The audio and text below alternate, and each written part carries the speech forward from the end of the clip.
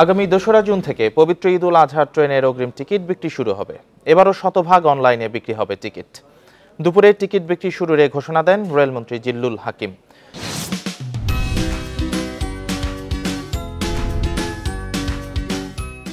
২রা জুন দেওয়া হবে ১২ জুনের টিকিট, ৩রা জুন দেওয়া হবে ১৩ জুনের, ৪ঠা জুন দেওয়া হবে ১৪ জুনের, ৫ জুন দেওয়া হবে ১৫ জুনের এবং ৬ জুন দেওয়া হবে ১৬ জুনের টিকিট।